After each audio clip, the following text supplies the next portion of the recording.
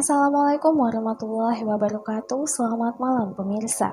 Anda kembali menyaksikan Seputar Sumber edisi Senin 22 Februari 2021.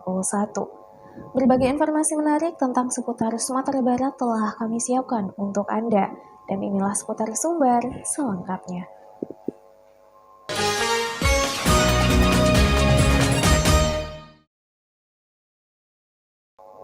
Diawali dengan berita pertama. Badan Penanggulangan Bencana Daerah Kabupaten 50 Kota mencatat ada beberapa titik di setiap kecamatan yang ada di Kabupaten 50 Kota yang rawan dan berpotensi terjadi kebakaran hutan lahan. Hal ini disebabkan karena Kabupaten 50 Kota pada umumnya meliputi daerah perbukitan. Memasuki musim kemarau, Badan Penanggulangan Bencana Daerah Kabupaten 50 Kota mencatat ada beberapa titik di setiap kecamatan yang ada di Kabupaten 50 Kota rawan dan berpotensi terjadi kebakaran hutan dan lahan. Kalaksa BPBD Kabupaten 50 Kota Joni Amir mengungkapkan, beberapa penyebab terjadinya kebakaran hutan dan lahan di daerahnya karena ulah tangan manusia yang tidak bertanggung jawab, seperti membuka lahan baru dengan cara membakar, serta masyarakat yang membuang puntung rokok sembarangan.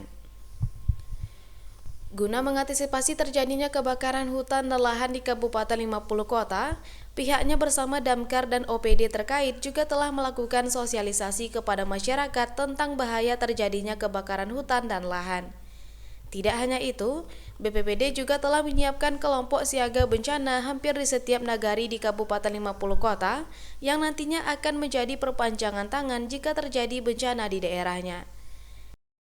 Dari banyak yang kami lihat, yang kami temui di lapangan, pertama adanya pembukaan lahan ketika salah satu komoditi pertanian umpamanya harganya naik, masyarakat berlomba-lomba untuk menanam. Kemudian ada juga masyarakat yang hobi olahraga, berburu segala macam, banyak olahraga, ketika membuang puntung rokok segala macam tidak beraturan, ketika musim panas kan menimbulkan kebakaran juga. Termasuk juga masyarakat kita yang camping atau segala macamnya, remaja-remaja kita. Nah, ini perlu sekali untuk selalu membiasakan diri apabila membawa rokok atau kegiatan yang bermain api, pastikan apinya padam, baru kita tinggalkan. Dari data terakhir, kebakaran hutan dan lahan di Kabupaten 50 Kota terjadi di kawasan hutan lindung Bukit Pela, Wisata Ngalau Saribu, Kecamatan Harau beberapa waktu lalu. Dari Kabupaten 50 Kota, Ikhlasul Ihsan, Denai TV. Sekretaris Daerah Kota Payakumbuh Rida Ananda menghimbau kepada seluruh ASN di lingkungan Pemko Payakumbuh untuk ikut vaksinasi COVID-19 pada tahap kedua nanti. Hal ini dilakukan karena ASN merupakan pelayanan publik yang akan bersentuhan langsung dengan masyarakat dan harus memberikan contoh kepada masyarakat. Sebanyak 3.000 lebih orang aparatur sipil negara di lingkungan pemerintah Kota Payakumbuh dihimbau untuk ikut vaksinasi COVID-19 nantinya. Sekretaris Daerah Kota Payakumbuh Rida Ananda saat ditemui di kantor Balai Kota Payakumbuh beberapa waktu lalu mengungkapkan, vaksinasi untuk para ASN ini dianggap penting karena para ASN merupakan salah satu pelayan publik yang akan bersentuhan langsung dengan masyarakat. Hingga saat ini, belum ada ASN yang mengajukan keberatan untuk proses vaksinasi, kecuali bagi yang memiliki komorbid atau penyakit bawaan dan yang sudah pernah terkonfirmasi positif COVID-19.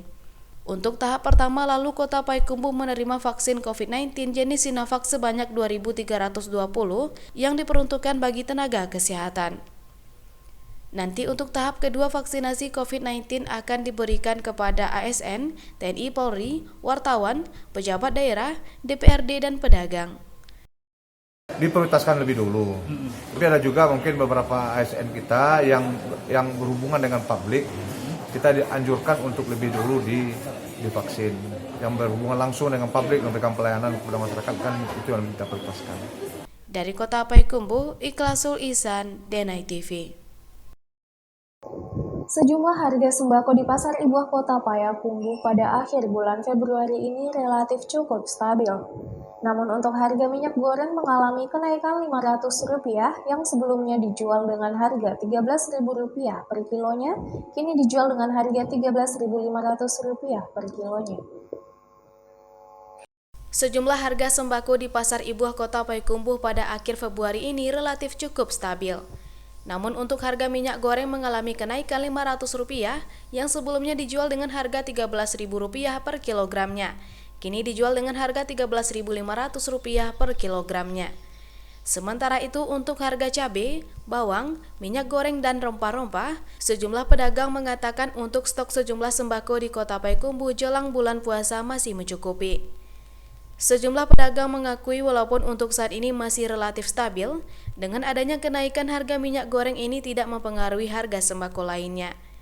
Harga sembako sekarang yang cabenya, Ya. cabenya sekarang sudah turun dari biasanya. Biasanya harga berapa? Biasanya harganya 48, sekarang sampai 35 lagi. 35. Ya. Minyak goreng, minyak curahnya. Minyak curah sekarang 13,5 sekilo. Itu mengalami penurunan atau kenaikan? Kalau kemarin naik, turun, sekarang naik lagi. Naik. Ya. Dari Kota Payakumbuh, Afriandi, Denai TV. Ketua Persatuan Bulu Tangkis Seluruh Indonesia Yondri Bodra Dato' Parmato Alam akan terus mendorong persatuan bulu tangkis di Kota Payakumbuh untuk menggelar turnamen di tahun 2021 ini. Hal ini dilakukan dalam upaya menjaring bibit-bibit atlet bulu tangkis di Kota Payakumbuh. Hal ini disampaikannya usai menutup turnamen PB Tempur pertama di Kelurahan Sawah Padang Awa Kuning, Kecamatan Payakumbuh Selatan akhir pekan kemarin. Setelah 64 pasang pemain bulu tangkis berlava menunjukkan kebolehannya di turnamen PB Tempur Cup pertama, kini menyisakan 4 pasang untuk berlaga mencari siapa pemuncak pada akhir pekan kemarin. Partai final ini digelar di Kelurahan Sawah Padang Awa Kuning, Kecamatan Payakumbuh Selatan ini juga dihadiri oleh Sekretaris Daerah Kota Payakumbuh Rida Ananda, Ketua PBSI Kota Payakumbuh Yondri Bodra Dato' Parmato Alam, serta tokoh masyarakat lainnya. Partai final diawali dengan pertandingan memperebutkan juara ketiga, yakni antara PB PGRI dan PB Alstar. PB PGRI mampu menang mudah atas lawannya dalam 2 set dengan skor 15-12 dan 15-6. PB PGRI pun berhak menjadi juara ketiga. Sementara itu pertandingan puncak, tim PB Martin akan berebut menjadi juara dengan sesama PB Martin. Ketua PBSI Kota Payakumbuh Yondri Bodra Dato' Parmato Alam mengungkapkan, di tahun 2021 ini pihaknya akan terus mendorong persatuan bulu tangkis di Kota Payakumbuh untuk terus menggelar turnamen. Pihaknya akan terus mendorong persatuan bulu tangkis di Kota Payakumbuh untuk terus menggelar turnamen. Hal ini dilakukan dalam upaya menjaring bibit-bibit atlet bulu tangkis di Kota Payakumbuh. Memang ini salah satu wadah bagi kita, Open Turnamen ini. Pertama, kita tentu mengevaluasi dari pembinaan PB-PB yang ada. Kemudian PBSI juga sambil memantau dari bobot, bebet, dan bibit dari atlet-atlet kita yang pada gilirannya nanti akan kita lakukan pembinaan di PBSI secara teknis, tentu dengan pelatih-pelatih yang sudah kita persiapkan untuk persiapan pro-pro ke depan. Dari Kota Payakumbuh, Ikhlasul Ihsan, Denai TV. Dan pemirsa, jangan kemana-mana, sesaat lagi kita akan kembali dengan berita menarik lainnya. Tetap bersama kami.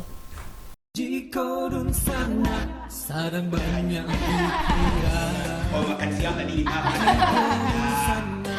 ayo Nona, nantikan acara Salam Bagurau setiap malam minggu jam 8 malam bersama Ambo Adjo si Malaka sama Ambo Gadija hanya di Denai TV. Televisi urang awak rancak mana. Terima kasih pemirsa, Anda masih bersama kami. Di berita selanjutnya, kisah inspiratif seorang kakek di Payakumbuh nabung di bank bawa uang dalam karung. Uang tersebut berasal dari simpanan dan hasil usahanya selama puluhan tahun sebagai pencuci piring dan kuli di pasar. Inilah kakek Palyuri atau yang akrab dipanggil Pio yang viral di media sosial karena nabung di bank. Kakek yang berumur 81 tahun ini datang ke bank bawa uang dalam karung, bahkan karena beratnya karung berisi uang tersebut dibawa menggunakan becak motor. Uang tersebut terdiri dari pecahan ribuan uang kertas dan koin, bahkan beberapa uang sudah tidak beredar lagi. Berdasarkan informasi yang dihimpun di lapangan, kakek Palyuri merupakan warga Kelurahan Koto di Ateh, Kota Payakumbuh. Sehari-hari ia bekerja sebagai kuli di pasar dan sering terlihat mencuci piring di acara pesta perkawinan. Kakek ini memiliki keterbatasan fisik tunawicara, tidak memiliki anak bahkan istri. Menurut Palyuri, uang tersebut ia simpan dalam rumah sejak puluhan tahun yang lalu. Sampai Jumat siang kemarin, jumlah uang yang telah dihitung petugas sudah berjumlah 81 juta rupiah dan masih ada 1,5 karung lagi yang masih belum dihitung. Dengan bahasa isyarat, Palyuri didampingi pihak kelurahan menginginkan beli kasur tempat tidur, selebihnya disimpan untuk ia berkeluarga. Bapak ini kerja sehari-hariannya mencuci piring di rumah orang pesta. Jadi dia tidak pernah meminta-minta, dia mau rajin gitu. Jadi kalau ada orang pesta, dia membantu orang mengambil piring di atas meja, ngumpul-ngumpulkan piring. Itulah kerjanya. Itu udah berapa lama dia mengumpulkan? Saya kira puluhan tahun lah, puluhan tahun. Rencananya uang mau diapain? Rencana sekarang disimpan aja dulu. Kemarin dia bilang dikeluarin ke semua kainnya, belikan dia spring bed. Dia mau tidur enak katanya. Ya selama ini dia tidak bisa tidur, dia gini aja di atas rumah itu. Penuh dengan ongkokan kain, tak bisa tidur. Jadi dia di atas rumah itu tidur di atas kain, tumpukan kain. Karena tidak mau mengeluarkan kain itu karena duit isi kain itu. Dari Kota Payakumbuh, Ikhlasul Ihsan, Denai TV. Siapa yang tidak kenal dengan kopi Robusta dan Arabica? Di Situjoh Ladang Laweh, Kecamatan Situjoh Limonagari, di sini kita bisa melihat proses pengolahan biji kopi yang tak kalah dari kopi-kopi daerah lainnya. Penasaran bagaimana proses pembuatan dan rasanya? Begini liputannya.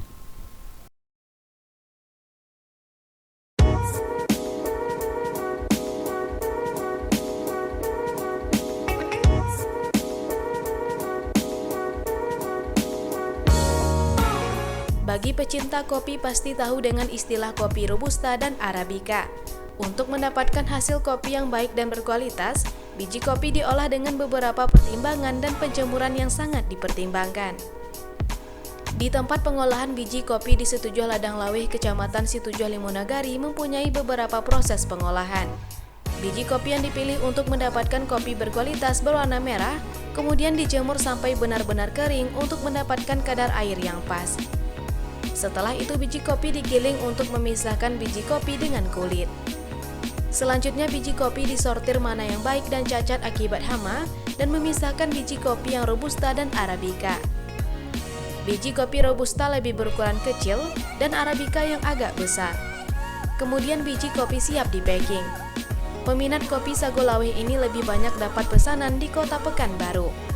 Untuk harga biji kopi per kilonya terbagi menjadi 3. Kualitas pertama dijual Rp50.000 per kilogramnya, kualitas kedua Rp45.000 per kilogramnya, dan kualitas ketiga harganya Rp20-Rp25.000 per kilogramnya. Kami sortir dulu mana-mana yang kami prosesnya ini untuk khusus kopi yang merah ya, petik merah. Jadi yang ada yang hijau, yang udah busuk-busuk kami sortir, kami keluarkan dari kumpulan yang lain ya. Setelah itu kami sortir. Proses yang paling bagus sebetulnya kan dibawa dulu dirimbang ya. Jadi dimasukkan air mana yang mengapung atau dikeluarkan. Kemudian yang tenggelam kita buang airnya, terus kita ambil, terus kita jemur. Dari Kabupaten 50 Kota, Afriandi, Denai TV.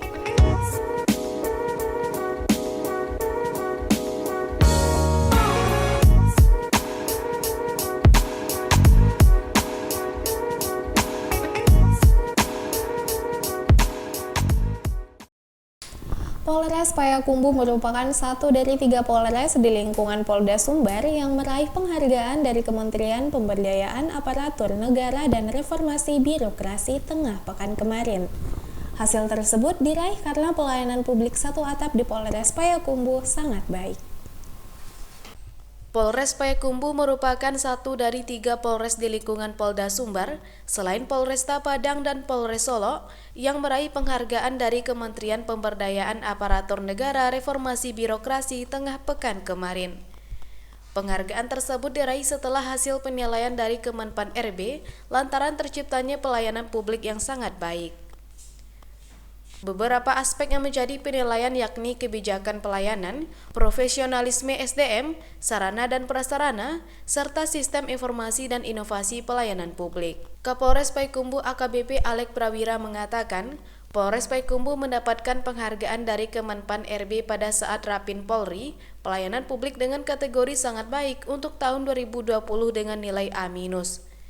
Ia juga menjelaskan di Polres Payakumbuh memiliki pelayanan satu atap, mulai dari pelayanan SKCK, SPKT, hingga pelayanan SIM.